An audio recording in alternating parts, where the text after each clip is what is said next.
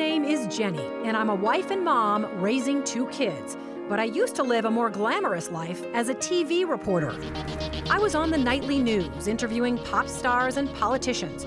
So when I said goodbye to TV and hello to motherhood, I suddenly discovered what we moms are up against. We live in a world that tells us to be rich and famous, thin and successful. You know, almost nobody says, "Oh, hey, you're a mom? That's fabulous." But you are fabulous, and I'm here to tell you why. It's the Channelmom Show, celebrating you with Jenny Dean Schmidt.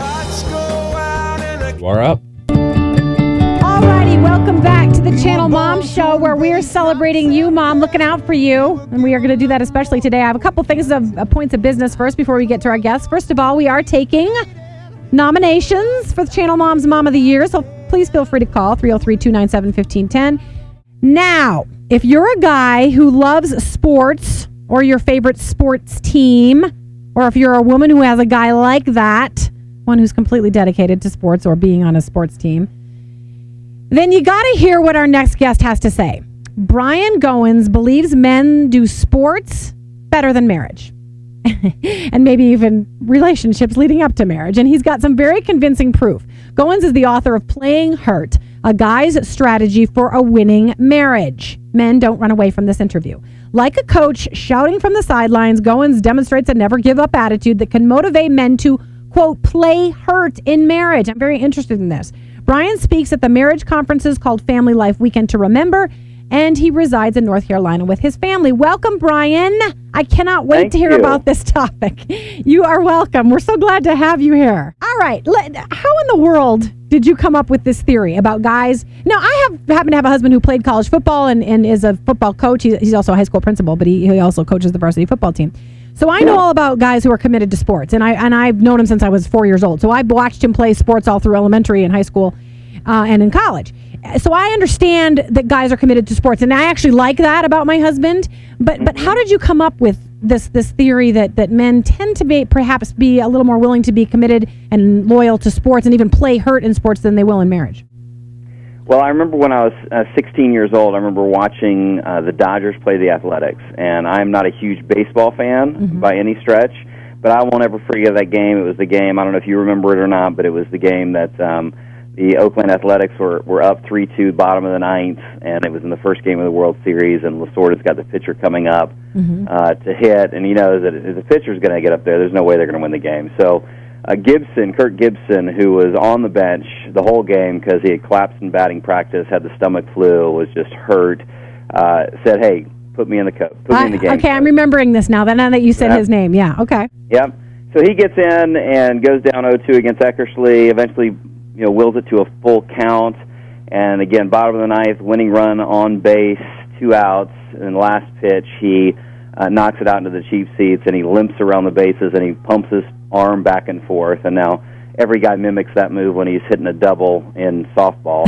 But he comes around the bases, and at 16, even though I didn't really love baseball, I thought, man, that guy embodied what it meant to be a man, to play through pain when the game was on the line. And I've just found that guys all have that story. In fact, if you're talking to, I'm probably out there being listened to by a bunch of sports widows today.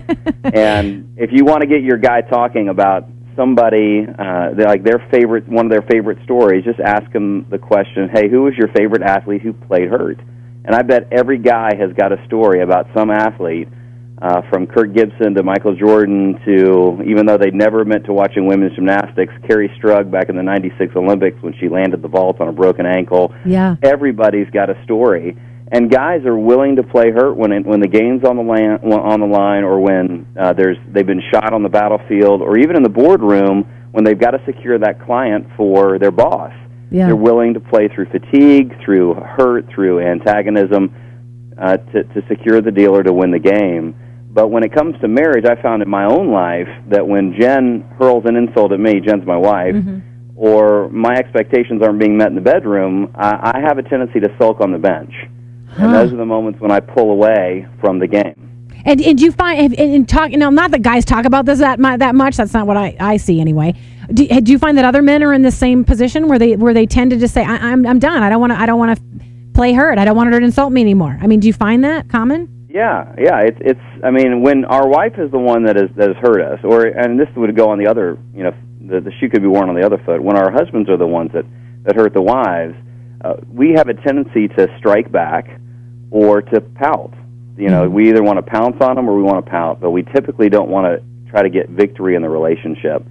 We may want vindication, but we tend to not want vindication because whenever we get hurt, we have an impulse to strike back or just to nurse our wounds. Mm-hmm. And those are the moments where I picture that's the time when the game of marriage is on the line. Yeah. And we got to decide whether or not we want to get in the game. Is it possible that, and I tend to blame, I can do it because I worked in the media for 15 years, but I tend to blame the media for everything. Is it possible that guys do not see marriage as something macho enough to want to have victory in? Has it just been kind of pushed to the sidelines to Oprah and to Lifetime television or whatever, where it's kind of a girly thing, and they don't really see marriage as a competition or something to really strive for victory in the way you would in a sports competition? I think you're right on there, Jenny, because when this whole thing of marriage, for our culture, we really do the weddings well. Yeah. But we really don't do well at the marriage. Right. So we highlight the wedding day. Every lady knows where she was back in April at 9 o'clock in the morning when Princess, or 6 o'clock in the morning when Princess died, or not died, but Princess. The new one, yeah. Yeah, the Kate, new one Kate. was marrying Wade. They were there. They watched. They wanted to see it. Yeah. And our culture says the wedding day is a finish line. And in all reality, the finish line is staying married to the same person for 50 years. That's ultimately why we said I do anyway. It wasn't so you could get married. You said I do because you wanted to have a soulmate for the rest of your life. Yeah. But most people just think that'll happen on its own. And so they work really hard to get to the wedding day, and we have the wedding planner, and we do everything to plan out those 4 hours or 8 hours in a day to make sure that day is perfect. But when I ask couples, especially right before they get married, I'm glad you're putting all this preparation into the wedding day and those 4 hours. What are you doing for the next 4 decades? Right. What are you doing to prepare for the game that you really want to succeed in, which is success in marriage?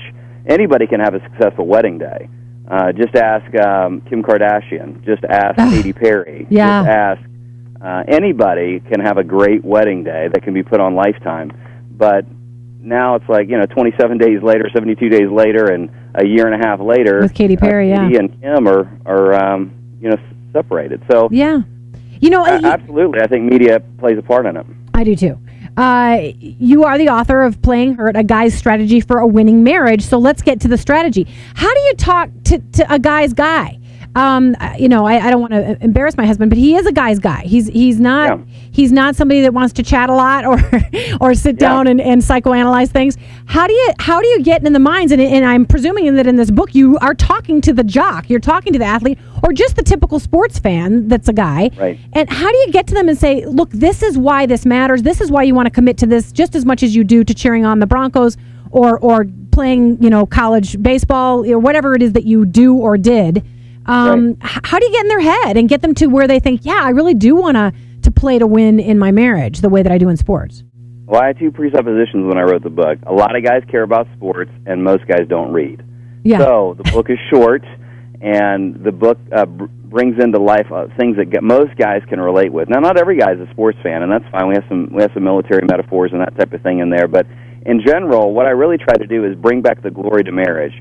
For most men, I think they would agree with you that they see marriage as something that's girly, something that's ordinary, something that everybody else has done, and so they're not really sure where the glory is in marriage anymore. Guys are willing to play hurt when they know the game is on the line. And so what I'm trying to do is get them back to see that marriage actually has the ultimate source of glory in it. We just tend to brush it under the day-to-day ordinariness of our lives. So what are some tips you give them? Well, some of the things that we talk about is that, first of all, that I really believe that men were made to move into chaos, and there's no more, create order. You see that on the basketball court, you see that on the football field, that when men are presented with chaos, they want to create order. Right. Boardroom, battlefield, all of that. But when there's chaos in the marriage, what they tend to do is shrink back. And so what I try to do is come back to the fact, no, you were made for this. Yeah. You were made actually to, when there is chaos in your marriage, which there's chaos in my marriage all the time. When I remember on a 3-hour road trip from Atlanta to Charlotte, looking for a job, and Jen and I had a real serious point of contention. The only thing I said to her in that 3.5-hour drive was, honey, where do you want your kids to eat for dinner? And there's chaos reigning in my marriage, and the whole time I'm sitting there going, I should do something about this, but I just don't. Yeah. And I try to move into that and go, no, you were actually made to move into that chaos, and you do it in every other arena, but we tend to shrink back when it comes to marriage. So I talk a little bit about some practical ways of how you do that and how you call a timeout in marriage and say, hey, let's refocus on the game here. I talk a little bit about tips for resolving conflict, and so I try to keep it real practical, but ultimately it's not as much about how to as it is why. Why is it that marriage gets thrown under the rug, makes it seem ordinary, when in reality there's so much glory that was intended for marriage that we just miss. Absolutely, absolutely, and it's a little passé in this culture. And I know we didn't mention it at the open, but you're a pastor, and so obviously you believe that God created marriage for a beautiful reason. And so I know you lean on the Bible, and you have some biblical lessons that you share as well. I have a passion for this. I've watched my friends go through divorce. I've watched friends widowed. I see the way in which marriage holds up our culture and protects our children. And so I totally believe in it. I don't judge people who are divorced. I just don't. I just can't. Right. But I do so badly want marriages to work, Mm-hmm. And what are some of the biblical lessons? What are some of the things that you would say to a man? Look, this makes you a champion. I actually think the men that protect their marriages and make it are some of the most macho men I know. Absolutely. Well, and that's what it takes. I talk a little bit about the difference between a boyish type of love and a manly type of love, and that comes from 1 Corinthians 13, where Paul has said, "I have put away childish things." That when I was a child, I did things as a child, but when I became a man, I put away childish things. Mm-hmm. What most men don't realize, they love that verse, but what they don't realize is that verse is actually couched in 1 Corinthians 13. Which tends to be a kind of girly chapter talking about love. Love is patient, love is kind. We see it on Hallmark cards. But we don't think about it in the terms of, well, Paul is saying right after that the type of love that I'm talking about, it takes a man to love this way. It takes a man to endure when he's hurt. It takes a man to be kind when he's been insulted. It takes a man to bear all things when he's been disrespected in public again. It takes a man to love when his expectations aren't getting met in the bedroom. It takes a man to actually love the way that the Bible talks about love. And unfortunately, most of us don't have a definition of love, so we don't know what that looks like. We think it's a thing as opposed to an action. And we miss out on the fact that the ultimate example of love comes from Ephesians 5, where Paul says a husband's to love like Jesus Christ. And the ultimate example of that was on the cross, when he loved playing through the most excruciating pain that has ever happened on this planet. So. Right, sacrificial love, and it's underplayed in this society. It's one reason I love moms, because moms have no problem sacrificing for their kids. Absolutely, but we do have a problem sacrificing in marriage. We've only got about a minute left, Brian. Any last points and contact information so people can go order your book? Yeah, you can get it on Amazon. You can get it anywhere, but if they go to playinghurt.org. Playinghurt.org. You can order it there, but you can also catch up on some videos. I actually encourage guys to submit their stories of their favorite athletes or people or even real-life mentors that have played through pain in marriage or in life, and I might even send them a free copy of the book. And so I also have a great video on there about the average guy and how our society needs a new definition of manhood. And so I just highly encourage 1 minute there and would love to hear from them. Awesome, Brian. It's wonderful to have you on. I say this to a lot of guests who are fantastic like you, but I'd kind of like to have you on again to talk more about this subject, because I'm sure we could go on and on, right? Yeah, would love to. Okay. Anytime. All right. Thanks, and Happy New Year to you, Brian. Thank you. Bye-bye. All right. Bye-bye. You are listening to the Channel Mom Show, where we're celebrating you on Mile High Sports Radio. I hope you got something out of that, because I really believe in what he had to say. Playing hurt, a guy's strategy for a winning marriage. You might go out and get that for your husband. 30. That